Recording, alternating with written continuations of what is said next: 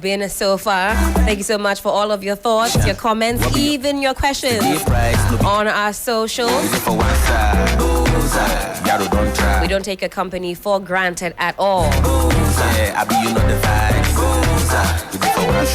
Well, it is a glorious Tuesday morning, so you know what that means.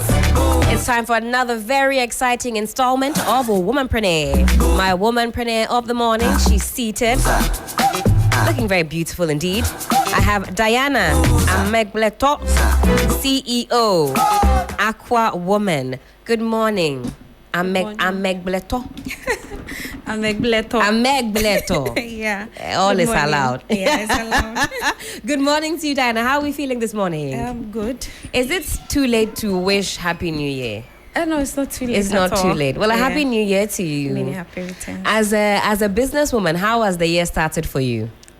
Well, it came with a little challenges. With Really? my goose, because they were expected to come in. Right at the beginning earlier. of the year, Wahala started. Oh my It goodness. started before. Before, okay. Yeah, so it was supposed to arrive in December, but then it delayed. So Now we're good to go. yeah, we are good to go. You look like somebody that's always been engaged in business. I don't know. I get that from, and the reason why I say that is that, you were on time this morning. Yeah. And, I saw you very energetic. Up and down, up and down, up and down. I know True. you're somebody who's always had a mind for business. Yeah. So this wouldn't be your first business, would No, it? not at all. Tell us about your past with business, how your love for business started. No? Okay, so I think right from primary, I started selling pencils, and then Were these pencils that were bought for you erasers. to use?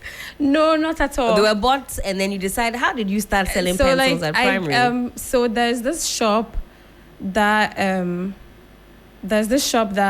is just around the school. So I just go there to buy the pencils and then come and sell to my colleagues. Okay, Yeah, you so add your own to it, I do. and then obviously.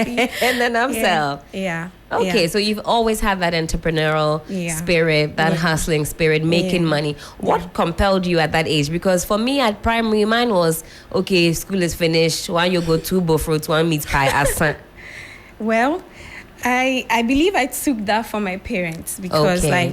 they've also been into businesses, and then so I think I would say I took it from them. Okay, Yeah. okay, I see. And Yeah. then after pencils, what was I the did next? clothes. Okay. I actually did everything I lay my hands on, like the If I lose things. God cry, you sell me.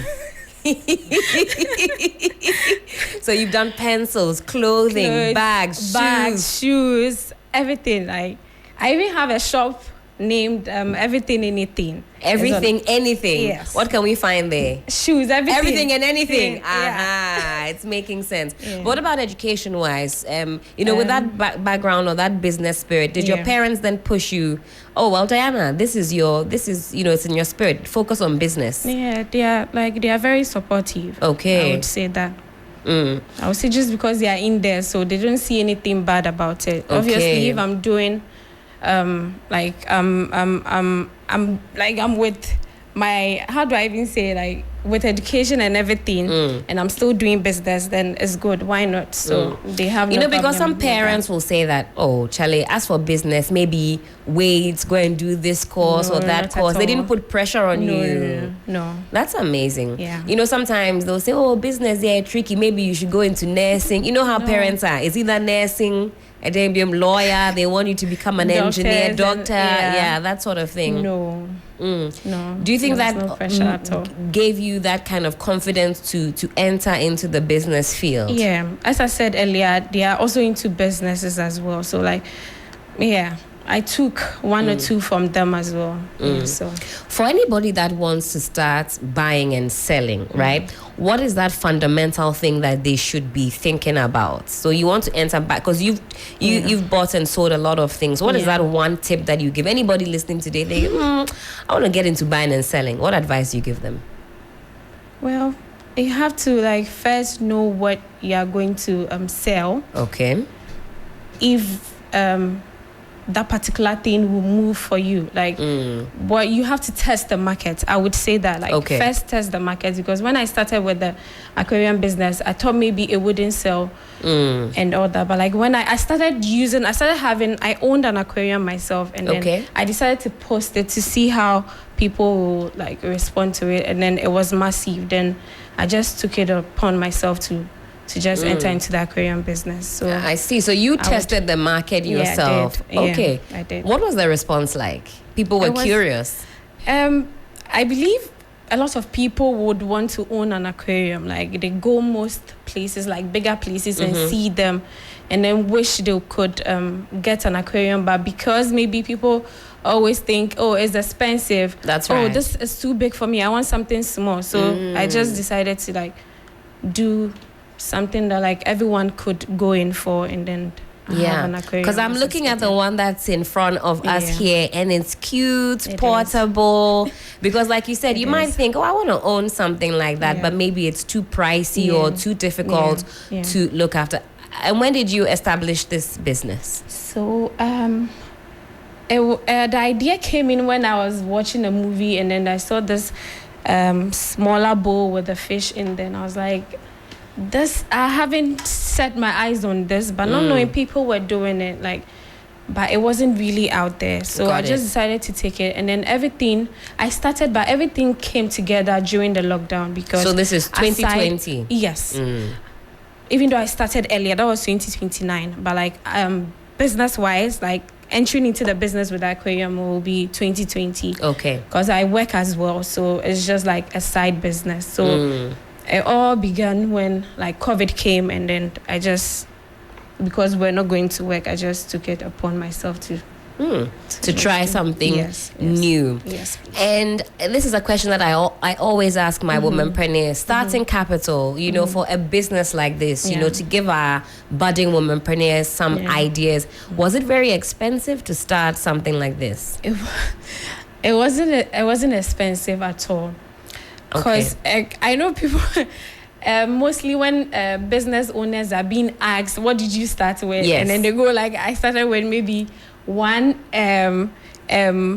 chicken or one, how do I even say, like one item, and then it all blew up to be something big. I actually started with just a few, like getting few stones, getting 2 or 3 bowls, and then, as I said, I was just posting mine to see the response. Then so actually this is something that you design yourself. Yes, so I get the stuff, and then I do the decorations in there myself. So this one that we're seeing, this is all your handiwork. You put it together. Yes, I put everything. This one was just made easy because it came with everything. So I just have to just wash the sand, the shelves and all those things, and then arrange them, and then put water in it, and then put the fishes in there, and then that's all. So that means you have to have an artistic eye, you know, for so that you can make it. So for example, if you have just an empty bowl and you have all the things that you need, let's even call it the ingredients, you can create something. Yeah. So do you do customized pieces? Somebody will say, I want it to look like this. Yeah, I do that.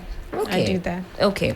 So when you say it wasn't expensive to start, is it the kind of business that maybe you went and got a loan for it? Was it your own savings? How did you really start? Yeah, so it was my own savings. Yeah, it was my own savings. So I started with something small. So it goes like, you know, like starting a small business is like you starting off with something small. Then the next time, if you're taking 10, the next time it would grow, and then you put in the same money into the business into maybe 20, so it keeps growing all the time. So and since 2020 you've been sort of growing from strength to strength. Would you say it's a profitable business? It is.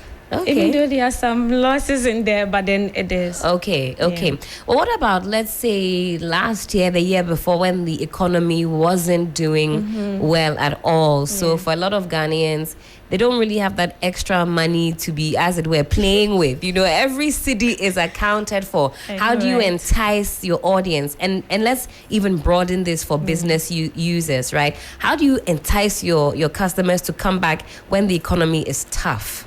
Well, so I always have an eye for unique stuff. So whenever I try to do something outside the boss. Like, I try to be alone, like to do it differently for what people are doing. So I would say that's what keeps people coming to like buy for me, because they go like, oh, your stuff are really nice, and then you have so unique aquarium, and then the designs in there are so unique. So yeah, I would say that. Make sure that you are unique in the space, you're doing your own thing, and that will attract the customers even when the economy is hard. tough. Yeah. Do you rely on imports for some of the stuff you use? So that means when the dollar is escalating, it goes up. So as a business owner, how do you deal with that? I mean, I would say last year and the year before, speaking with business owners, they said, well, what can you do other than increase your pricing? That's the same model you went by. Yeah, same. Just increase the prices a little bit. Yeah, because nobody's Father Christmas. Everybody's working to make money. True.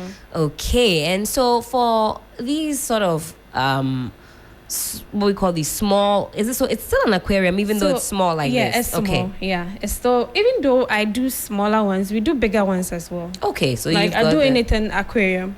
We do bigger sizes.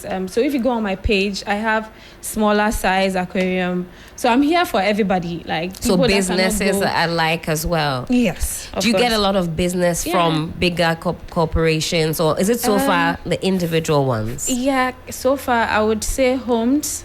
Okay. Especially. Yeah. So I'm looking forward to that. Like, to work with bigger firms, and then So this, what do you call this particular fish that's swimming here? This one is not tilapia.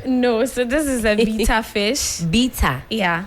So this is a beta fish, and it's a male beta. Okay. Yeah. And then they leave alone. They stay alone. Mostly they like to stay alone, not even with their own male beta kind. Oh, I see. Yes. So mostly they are called the fighting fishes. If you bring another one, they'll fight. If you bring another male beta in there, they'll fight. What if you bring a female in there? A female might attack the male. Really? It might. Even in the aquatic world, the male species knows no peace. It might, because if you want to maybe breed them together for them to how do I say sort of procreate more. Yes, then you have to do that from the scratch, like when so that they can just grow together. But like bringing two different old or had matured beta like a male and then a female together, the female might be a little bit aggressive. So I see. There's a beta fish. So today I brought in a beta fish, even though we have all sort of fishes. So what goes into this type of business? How do you know which particular type of fish would be good? So this is all research that you have. So now you are aquatic. You have an aquatic PhD. You call yourself Aqua Woman. Of course. So you get to know your product. Would you say that's an important thing for business owners, to really immerse themselves in the product, and you get to know all about it? How did you go on that journey of equipping yourself with the knowledge?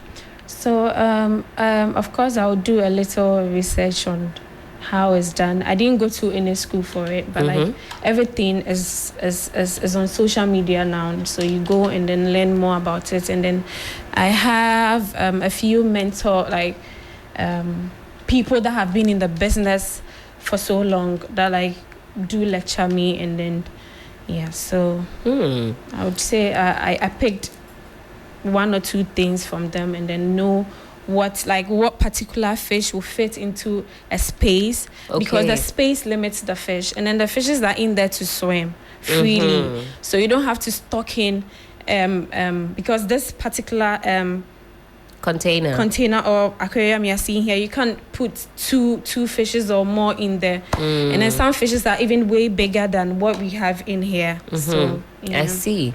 What is the best type of fish to have, would you say? The one that can really survive without too much wahala? Betas are strong, but then I would just say goldfishes, because they are the common ones we see around. And then they are being breeded here. So I would say goldfishes. Okay. Mostly. This one, you don't remove it for any reason. You can. Okay, you take it out? So whenever you are cleaning the tank, you can take it out. You have to take it out. Okay. So that you can clean the tank and then make it clean for it to just have a clean water, because they poop in there, you feed in there, leftover and everything, so it's not good. Clean it. How often do you clean? Do you have to clean the water? So such a tank, you have to so twice in a week is fine. Really? Yeah.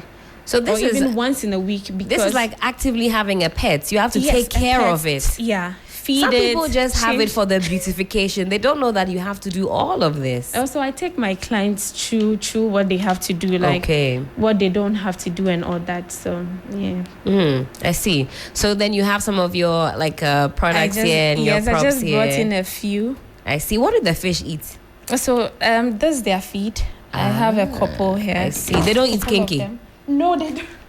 So this, if you go and put it, if I go and put kinky in there, they don't eat it. No. Not at all. What about kuntumri? Not at all. They have their own specific, of course, a specific feed. Yeah. Very, very interesting. I wanted to pick your thoughts on this type of business. I don't know whether it's a common one, this aquarium type of business, if it's blowing up. I don't even know whether we are really pet friendly. In Ghana, the only pet is maybe one dog called Scooby. A dog called Scooby, and then he's outside. Yeah. But for other pets, I mean, a lot of us have cats. Yeah, of course. But when it comes to the fish and other items, it doesn't appear too common. But you want us to diversify, have some interesting pets, other than the dog and the cats. Yeah. Diana says, if you get, what's this fish called? Beefeater. The beta. Yeah. Get a beta fish, beautify your environment, and also maybe for the young ones, teach them some responsibilities. You get a lot of parents who want it because the kids like it, they see it. So it's really good. And then having an aquarium is not just to decorate your space, or it comes with a lot of health benefit. Really? Yes, it helps with anxiety, your blood pressure. It releases stress as well. It makes you sleep. It has a lot of benefits. So are these benefits that you yourself notice when you started? Yeah. And then there's always a good vibe to have an aquarium home. It changes the atmosphere. I see. It does. So not only are you beautifying your space, but you get the benefits. I guess it's like having any other pet. So you get that stress release from taking. But does the fish know that it's a pet? Oh yeah, really? It is. So when you have when you get a fish, you should always have a, how do I even say, communicate, at least do something. Hey, because I have clients coming to the fish. Yeah, you have to do something for the fish to notice you, because I have Does this fish know that it's at 3FM? No, right now, no. But when it gets to its owner, and then because I have quite a number of fishes at home, so I don't have the focus on each, because it comes and then it goes to clients and all that. So the next person that will have this fish would know how to relate. And then because I have clients coming in saying that, my fish now relates to me, because anytime I enter, it jumps, it has this, I don't know how to put it, they recognize that the owner is there. Yes. Really? So, yeah, they do relate a lot. So you just have to communicate, do something with your pet. That's very interesting. Yeah. Maybe this is the year that I get myself one beta. Yeah.